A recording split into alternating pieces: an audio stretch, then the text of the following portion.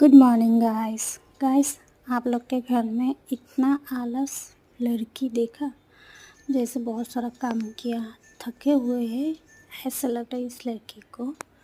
तो मैंने आया था इसको उठाने के लिए, तो आके देखे इसका हालत कि इतना थका हुआ है, इतना सारा काम किया है को टायर्ड हो गया।